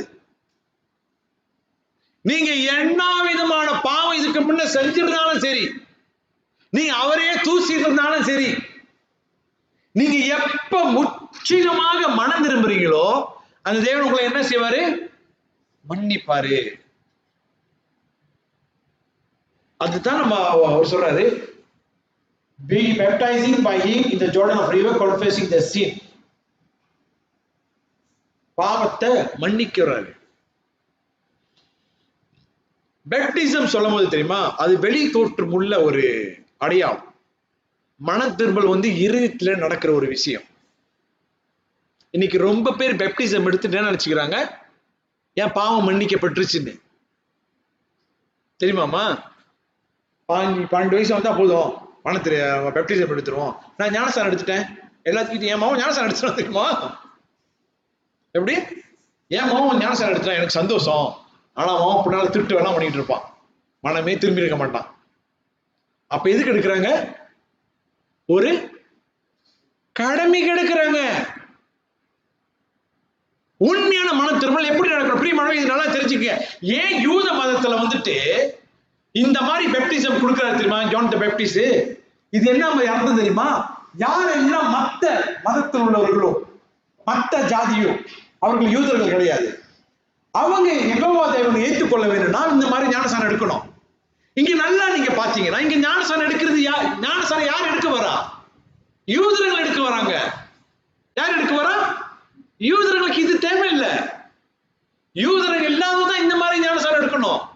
ஏன் இப்ப யூதனே எடுக்க வரானாக்கா, ஏன்னா அவனுக்கு என்ன தெரியுது? நானும் லிபிய போறாங்க அவனுக்கு மாதிரி தான் இருக்கிறேன். I am not better than Gentile. I am also unclean. I also need to be washed. நானும் அநேக இடத்துல பாவத்துல அறிஞ்சனாலதான் இந்த ஜுடியால இருந்தோம், எருசலேம்ல இருந்தோம், எல்லாரும் வந்து ஜான் தி பேப்டிஸ்ட் கிட்ட ஞானஸ்தானம் எடுக்கிறாங்க. ஆனா கழுவுப்படுறது என்னம்மா? என்ன கழுவுப்படும்? ஞானஸ்தானம் எடுத்தா என்னையா கழுவுப்படும்? என்னையா பாம்பு கட்டுறாரு? சரீரம் தான் கழுவப்படும். ஆமாவா இல்லையா? இப்ப நம்ம மேக்கப் எல்லாம் போட்டுக்கிட்டு போய் குளிச்சுட்டு வந்தா இருக்குமா மேக்காப்பு? தனியா போறேன். வேற மாதிரி இருந்தாங்க, உள்ளுக்கு போய் வேற மாதிரி இருக்கு. நீங்களா அவங்க தானே தம்பி? சும்மா கேக்குறேன். எங்க மாமியார் வந்து ஒரு வாரத்துக்கு ஒரு வாட்டி டை அடிச்சிடுவாங்க. ஏன்னா குளிச்சுட்டு போயிடும். மாமியார் இருக்கீங்களா? மாமியார் டை அடிப்பாங்க. ஒரு மாசத்துக்கு ஒரு வாரத்துக்கு ஒரு வாட்டி வந்து டை அடிச்சுட்டே இருப்பாங்க. ஏன்னா குளிக்க என்ன ஆயிரும், போயிடும். அப்ப ஞானசம் எடுத்தா பாவம்லாம் போயிருமா? எஜிக்கல் சொல்லு, போமா எஜிக்கல் போவாது. அப்ப பாவம் போனா என்ன செய்யணும்? மனம் திரும்பணும். ரைட்டா பேசிக்கிட்டு இருக்க, வெரி குட்.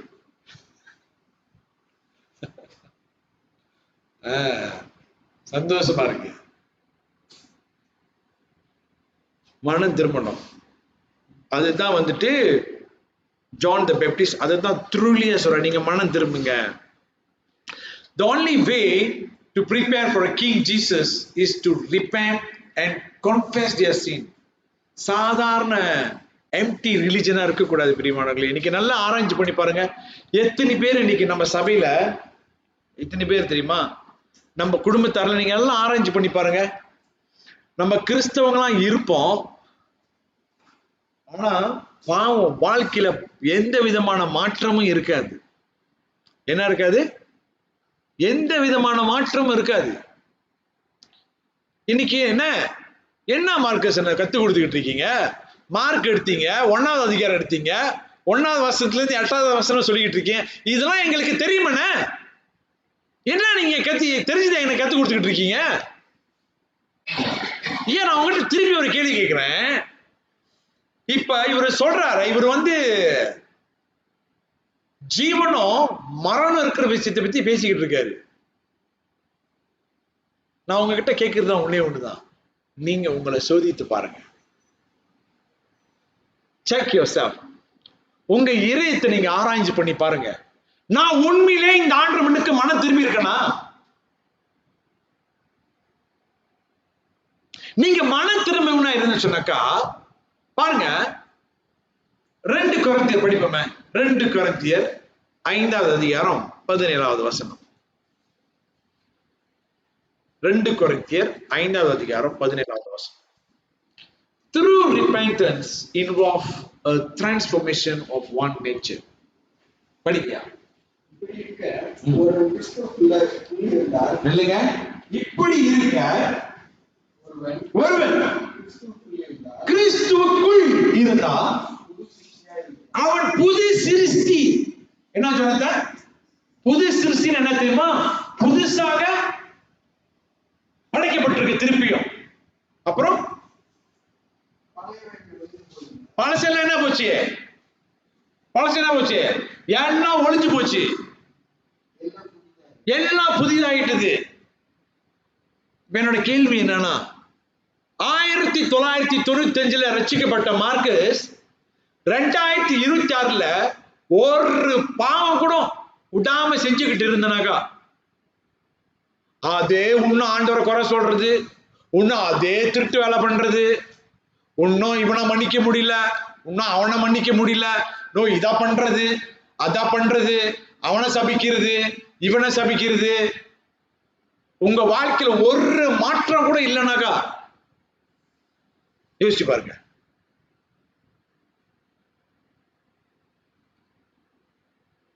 நீங்க யோசிச்சு பாருங்க.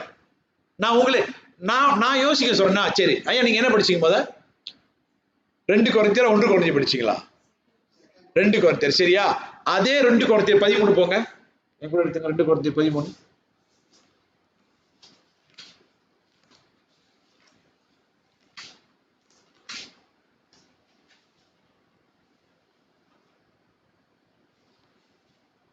இப்ப நான் சொன்னேன் நீங்க 4ல இருந்து படிச்சுட்டு போங்க. 13 4ல இருந்து படிங்க.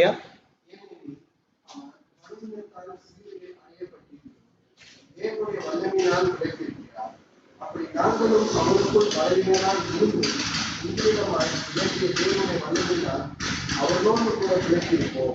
5வது வசனம் படிங்க. அப்ப விசுவாசம் உள்ளவர்களோ என்று உங்களை நீங்களே சோதித்து அறியுங்கள், உங்களை நீங்களே பரிசித்து பாருங்கள், இயேசு கிறிஸ்து உங்களுக்குள் இருக்கிறார் என்று உங்களை நீங்களே அறியீர்களா? பரீட்சைக்கு இல்லாதவர்களா இருந்தால் அறியீர்கள். நான் தப்பாவா சொன்னேன்? இந்த வசனம் படிக்குமா தப்பா சொன்னேன்? நான் என்ன சொன்னேன்?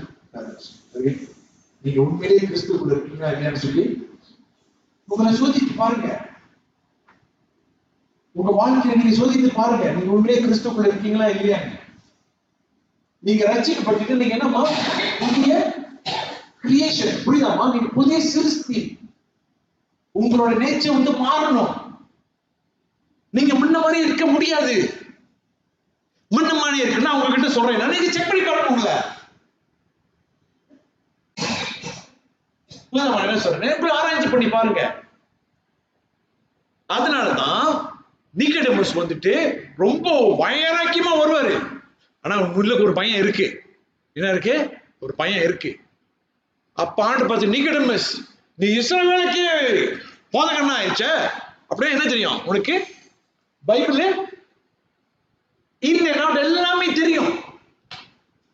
ஒன்னே ஒண்ணுதான் சொன்னாரு, நீ மறுபடியும் பிறக்கணும். அதுதான் இது, நீங்க மறுபடியும் பிறக்கணும். நீங்க எப்ப உண்மையாவே மனம் திரும்புறீங்களோ, நல்லா கேட்டுக்குங்க, எப்ப நீங்க உண்மையாவே மனம் திரும்புறீங்களோ, ரட்சிக்கப்பட்டு நீங்க இயேசு கிறிஸ்துவ நீங்க மனம் திரும்பி இயேசு கிறிஸ்துவ விசுவாசிக்கும் பொழுது நீங்க ரட்சிப்படைறீங்க. அப்படி மறுபடியும் பிறக்கலீங்க. நீங்க ஞானசானம் எடுக்கிறதுனால பிறக்கல. என்ன ஃபாலோ பண்றீங்களா? எசேக்கியேல் ஃபாலோ. நீ ஞானசானம் எடுக்கிறதுனால பிறக்கல. நீ உண்மையை ரட்சிக்கப்பட்டு நீ பாவி என்று அறிஞ்சிட்டு இப்படி என்ன செய்யற? ஐயோ நான் போயிட்டு ஞானசானம் எடுக்கிறேன். மனசு உள்ளுக்கும் போது நீங்க என்ன செஞ்சிட்டீங்க? புரிஞ்சுக்கிட்டீங்க. அது புரியுதாமா உங்களுக்கு? உள்ளுக்கும் போது உங்களுக்கு ஒரு கன்விக்ஷன் நடந்துருச்சு, நான் பாவி. இப்ப நீங்க என்ன செய்றீங்க? ஞானசானம் எடுக்கிறீங்க. இப்ப இன்னொரு கேள்வி, இந்த மாதிரி நான் ஞானசானம் எடுக்கும் போது இந்த மாதிரி கேள்விப்படவே இல்லையா நானு? இதெல்லாம் முடிஞ்சிருச்சுன்னு அதான் நான் சொல்றேன். ஞானசானம் நம்ம காப்பாத்துமா சரி? சொல்லு சரி. இல்லையா? இல்ல. எப்படி எப்படினாலும் தெரியாது. அதனாலதான் சரி என்ன சொல்றேன் இல்லைன்றாரு. ஞானசானம் நம்மள காப்பாற்றுது. என்ன நம்மளை காப்பாற்றும்? நம்ம இயேசு கிறிஸ்து மேல வச்சிருக்கிற விசுவாசம். அதுக்கு என்ன செய்யணும்? நம்ம மனம் திரும்பணும், அவரை நம்ம விசுவாசிக்கணும். இந்த நற்செய்தி தான் யாரு சொல்றா? மார்க் நம்ம கிட்ட சொல்றாரு. இன்னைக்கு எசேக்கியேல் இந்த பிளாக்க போட்டு முடியுமா?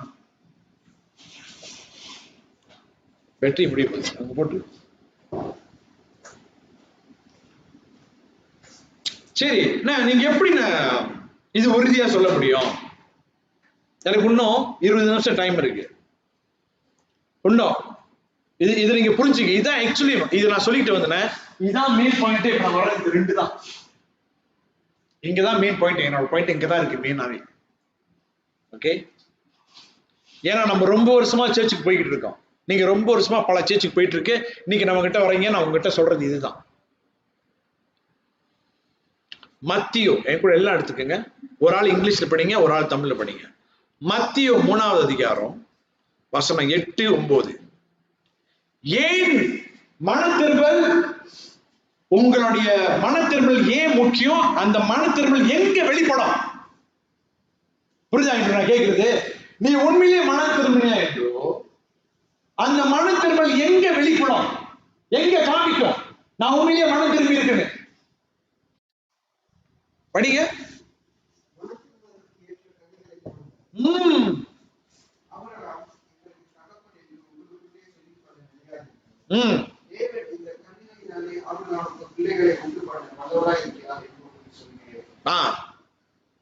அவர் என்ன திரும்ப படிச்சாரு? மனம் திரும்பினா என்ன இருக்கணும்? கனி இருக்கணும். நீ உண்மையாவே மனம் திரும்பினா கனி அங்க இருக்கணும். இப்ப என்ன தெரியுமா பிரச்சனை? என் அப்பா அம்மா எல்லாம் கிறிஸ்தவங்க. என்னுடைய தம்பி கோச்சிக்காதீங்க, என் வீட்லயும் ஒரு கத்தோலிக் இருக்காங்க. நாங்க எல்லாம் கத்தோலிக்கர்கள், அப்புறம் ஆங்கிலிக்கர்கள், நாங்க பாரம்பரிய கிறிஸ்தவர்கள். எங்க குடும்பம் எல்லாம் கிறிஸ்தவர்கள், நாங்க விக்கிரத்தை வணங்குறதே கிடையாது. இங்க என்ன சொல்றாரு ஐயா? மைண்ட் படிங்க, மெல்ல கொஞ்சம் நின்று அழகா படிங்க, கொஞ்சம் நின்று நிப்பாட்டுங்க. அப்புறம் ஆபிரகாம் எனக்கு தகப்பன் என்று உங்களுக்குள்ளே சொல்லிக் கொண்டு நிலையாதீர்கள்.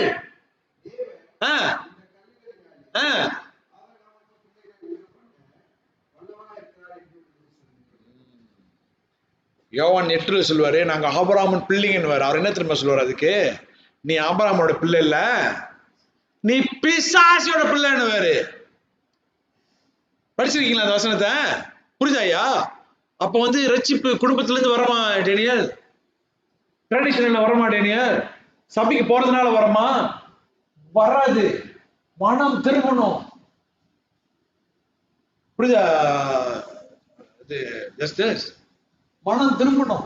நீங்க நல்லா யோசிச்சு பாருங்க, கனி இருக்கணும் உங்ககிட்ட. தலைமையோடு கேட்கிறேன், செக் பண்ணி பாருங்க உங்களை. The initial evidence of the genuine heart transformation was a willingness to the baptize. இத தெரிஞ்சனாலதான் போய் பேப்டிசம் எடுக்கிறாங்க. அது ரொம்ப தெரியலனாலும் பரவாயில்ல, அட்லீஸ்ட் நமக்கு தெரியணும். நம்மளால என்ன செய்ய முடியாது, ரட்சிக்கப்பட முடியாது, நம்மளால ஒண்ண முடியாது. நம்ம யாரை நம்பி இருக்கணும்? இயேசுவை நம்பி இருக்கணும். அந்த ஒரு இது வந்தாலே போதும். ஆனா அடியாளம், ரட்சிக்கப்பட்டதுக்கு அடியாளம் என்னன்னு சொன்னாக்கா ஞானசானம் கிடையாது. என்னது? உங்க வாழ்க்கையில டிரான்ஸ்பார்மேஷன் நடக்கணும், மாற்றங்கள் இருக்கணும், கனிகள் அங்க காணப்படணும். ஓகே, கடைசி வசனம் 7-8 படிங்க.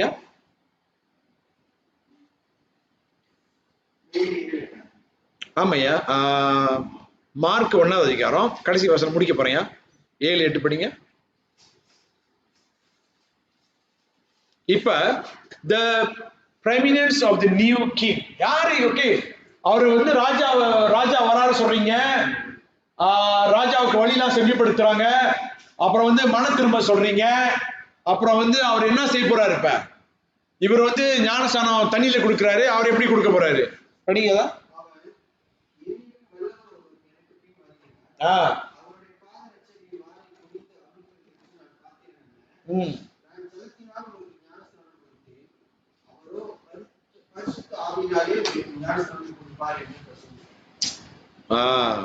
அவரு வந்து தண்ணியில கொடுத்தாரு. தண்ணி வந்து அழுக்குதான் கழுவும், இறைத்த கழுவ முடியாது.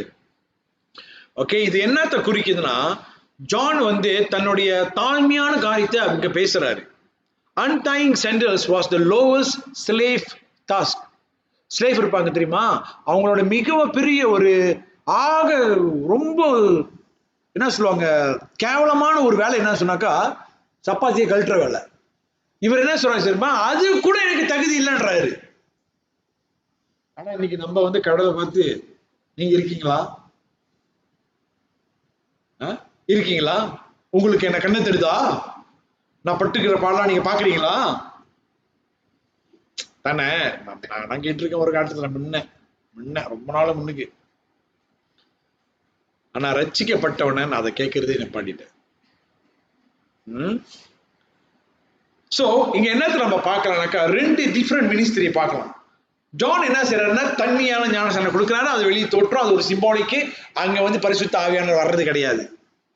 ஆனா இயேசு கிறிஸ்து ஞானஸ்நானம் கொடுக்கும் பொழுது ஆவியிலே கொடுக்கிறாரு ஞானஸ்நானத்தை. என்ன அர்த்தம் அப்படின்னா, என்ன நடக்குதுங்க? என்ன நடக்குதுங்க? எப்படி ஆவியில ஞானஸ்நானத்தை கொடுக்கிறாரு இவரு? என்ன நடந்துகிட்டு இருக்கு? பிரியமானவர்களே, இயேசு சாமி அழகா சொல்றாரு யோவான் 14வது அதிகாரத்துல, உங்களுக்கு அவரை தெரியும், அவர் உங்களோடு கூட இருப்பாரு. அந்த கடைசி நாட்களை என்னோட ஆவி அவங்க மேல நானு ஊத்துவேன். ரட்சிப்பு என்னது? ரட்சிப்பு உள்ளுக்கு நடக்கிற ஒரு விஷயம். உங்க உள்ளுக்கு நடக்காது, உங்களை மாத்தோம். இல்ல கட்டி நான் ஒன்னும் இன்று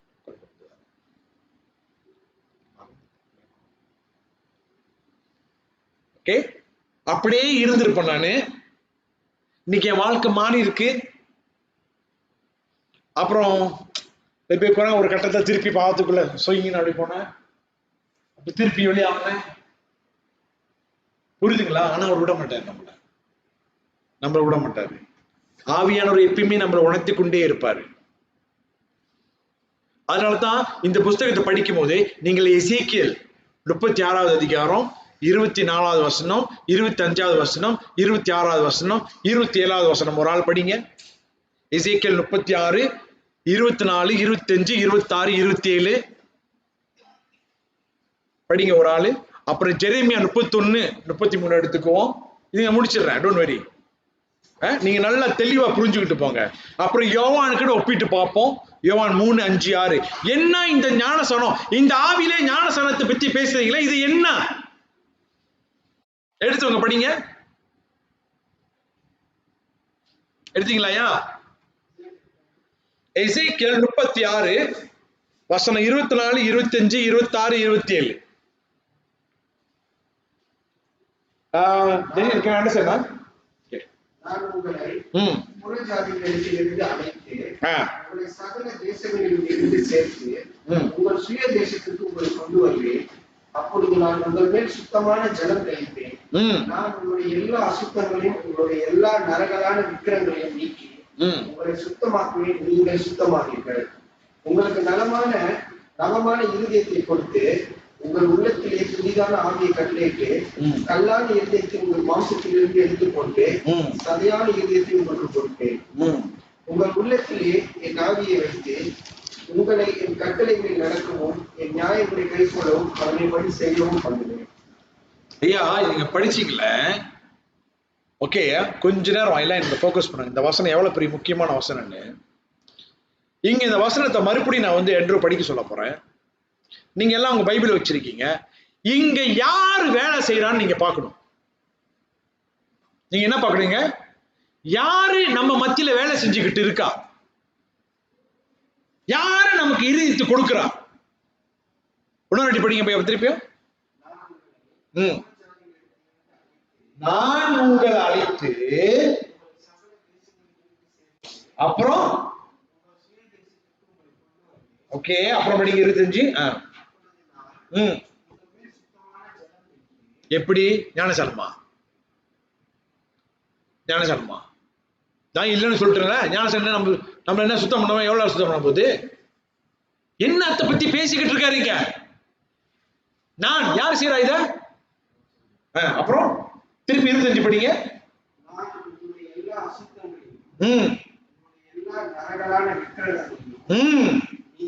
நீக்கி யார் சுத்தமாக்குறா? நம்மள சுத்தமாக்கி அப்புறம் அவர் சுத்தமாகும் போது நீங்க என்ன ஆவீங்க? எனக்கு சித்தம் உண்டு, நீ சுத்தமாவு. எனக்கு உன்னை ரட்சிப்பது உண்டு, சுத்தமாவு. ரட்சிக்க ஆசைப்படுறாரு, அவருக்கு ஆசை ரட்சிப்பாரு. சுத்தமாவுங்க. புரியுதா? அப்புறம் யார் கொடுக்கிறா என்று? யார் கொடுக்கிறா? அப்புறம் யாரு கட்டளை எடுக்கிறா? நீங்க ஃபாலோ பண்றீங்க. அது எவ்வளவு பெரிய முக்கியமான வசனம் தெரியுமா? நான் உனக்கு இருதயத்தை கொடுப்பேன், நான் என் ஆவியை உனக்கு கட்டளையிடுவேன். நான் இருதயத்தை கொடுப்பேன், நான் என்னோட ஆவி உனக்கு கட்டளையிடுவேன். அப்புறம் கல்லான இருதயத்தை ரட்சிக்கப்படலாம். நம்ம இருதயம் எப்படி தெரியுமா? கல்லு. இந்த கடவுள் உங்களால பார்க்க முடியாது. அவர் சொல்றது உங்களுக்கு கீழ்ப்படிய விருப்பம் கிடையாது. என்ன சொல்லிட்டு இருக்கீங்க பைபிளை பத்தி? பைபிள் படிக்கும் போது நம்ம தான் நமக்கு ராஜா, நம்ம சொன்னதை நம்மளே கேட்க மாட்டோம். இவன் வந்து சொல்றதை நம்ம கேட்க போறோம். முறைக்காது தம்பி. என்ன புரியுதா? இப்ப சொல்ற, நான் கொடுப்பேன் இருதயத்தை உனக்கு, என்னோட ஆவியை கட்டளையிடுவேன், நான் உனக்கு இருதயத்தை கொடுப்பேன். அப்புறம் யார் எடுத்து போடுறா? அவரே செய்யறாரு. அப்புறம்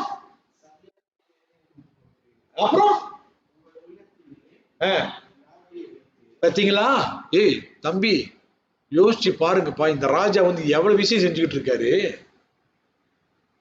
ஏன் ஷெர்வின்? எவ்வளவு விஷயம் செய்யறாருங்க. ஆக மொத்தத்துல மொத்த ஆபரேஷன் அவரே தான் செய்யறாரு, நர்ஸ் கூட இல்ல. நானும் தான் போனேன் என்ஜியோகிராமுக்கு.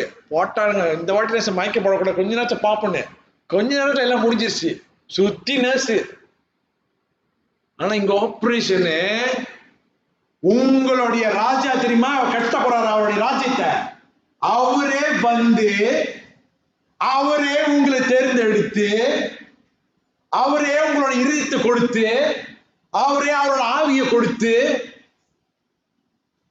அப்புறம் அவரோட ஆவியை உள்ளத்துல வச்சு வேற அப்புறம்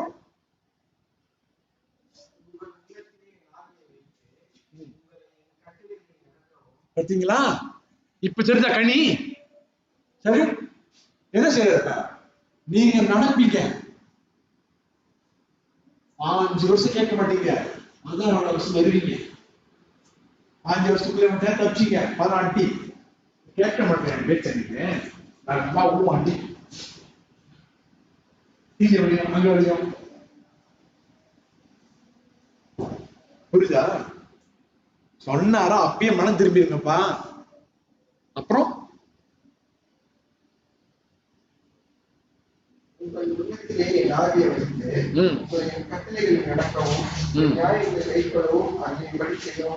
பாத்தீங்களா எவ்வளவு வேலை செய்யறாரு பாத்தீங்களா? பாத்தீங்களா என்ன நடக்குதுன்னு? ஒரு மிகப்பெரிய மிரிக்கல். புரியுதாமா? புரியுதா சாரா? ஒரு ஆபரேஷனே ஆண்டவர் நடத்துறாரு நமக்கு. இப்ப யோசிச்சு பாருங்க, இத நல்ல செய்தியா கெட்ட செய்தியா? சொல்லுமா, நல்ல செய்தியா கெட்ட செய்தியா? நல்ல செய்தி தானையா? Very good message. சரி, அவரு முடிச்சிட்டாரு எசேக்கியேல். ஜெரேமியா என்ன சொல்றாரு பாப்போம். ஜெரேமியா 31 33 படிங்க.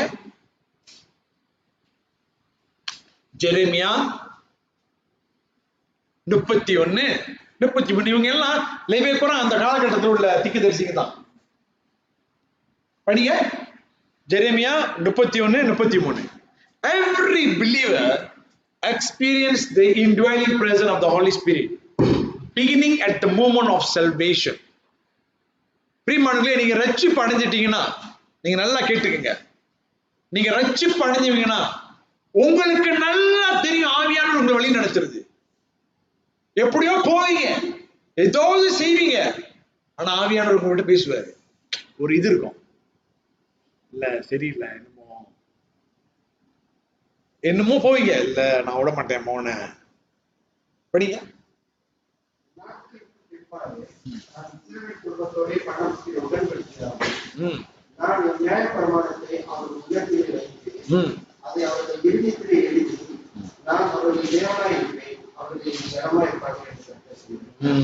நம்ம கண்டிப்பா, அதனாலதான் யோவான் தி பேப்டிஸ்ட் சொல்றாரு, அவங்க கண்டிப்பா என்ன செய்வாங்க, இந்த மன திரும்ப அவங்களுக்கு என்ன இருக்கும், கனிகள் இருக்கும்.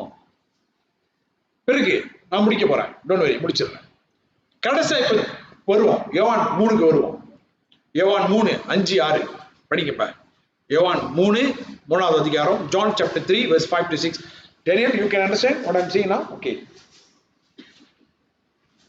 Sarah, you okay? Huh? Understand now? Okay. All right. படிங்க.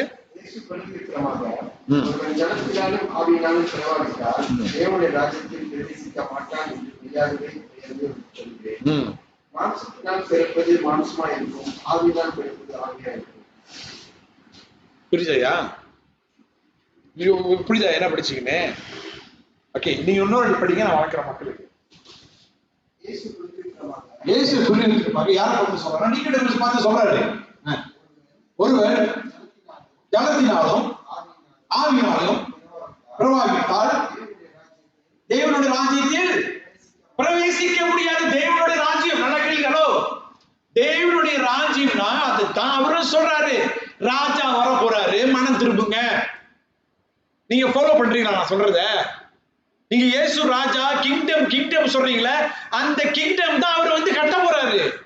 அந்த கிங்டம்ல அவர் தான் ராஜா, அவர் தான் நித்திய ராஜா. அந்த நித்திய ராஜா வந்து நமக்கு ஒரு சுவிசேஷத்தை கொடுக்கிறாரு. சுவிசேஷத்தை என்னத்தை கொடுக்கிறாருனாக்கா, நீ மனம் திரும்புன்றாரு. புரியுதாமா? நீ மனம் திரும்பினா நீ என்னோட ராஜ்யத்துல இருப்ப. நீ மனம் திரும்பினா நீ ஆட்டோமேட்டிக்கா என் பிள்ளை ஆயிடுவ. என் ஆவி உங்ககிட்ட இருக்கும், நீ கனிகளை கொடுப்ப. ஃபாலோ பண்றீங்களா? இதுதான் அவர் சொல்லிக்கிட்டு இருக்காரு. இப்ப நீங்க மனம் திரும்பினாதான், நீங்க ரட்சிக்கப்பட்டாதான் உங்களுக்கு என்ன இருக்காங்க, இப்ப பரலோகத்துக்குள்ளே பிரவேசிக்க முடியும். புரியுதா என்ன சொல்றேன்னு? அப்ப குடும்பத்துல, கிறிஸ்து குடும்பத்துல கொண்டா போக முடியுமா? இல்ல மத பக்தியாகிறது. நான் தண்ணியே குடிக்க மாட்டேன், நான் சிகரெட்டே குடிக்க மாட்டேன், ஞாயிற்றுக்கிழமை சர்ச்சுக்கு போயிடுவேன். வேற என்ன சொல்லுங்க, தப்பா பண்ணுங்க. வேற என்ன இருக்கு?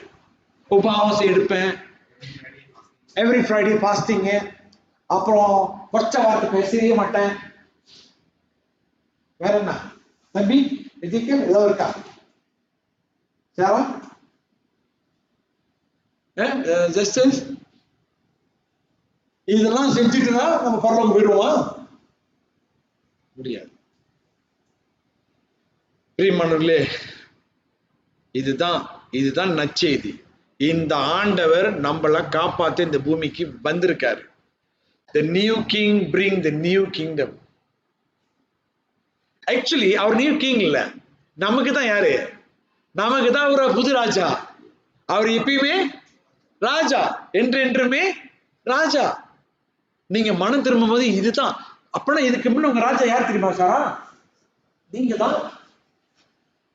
அதுதான் யாரு, நம்ம விஜய் ரைட்டா தானே சொல்லிருக்காரு.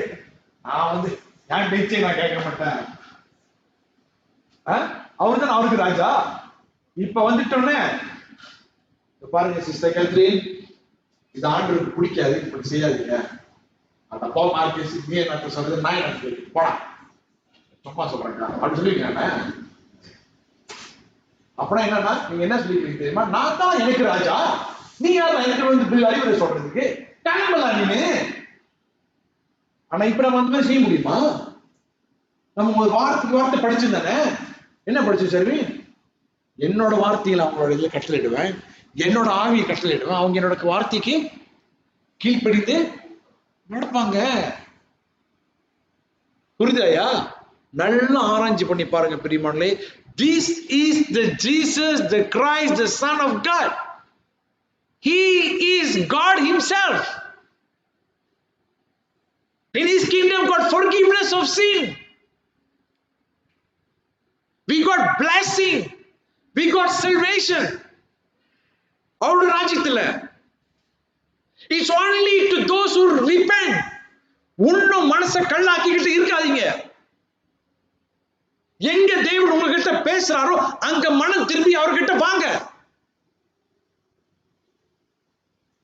உங்களுக்கு தெரியும், எனக்கு தெரியாது. உங்களுக்கு தான் தெரியும் எங்கெல்லாம் நீங்க மனம் திரும்பணும்னு.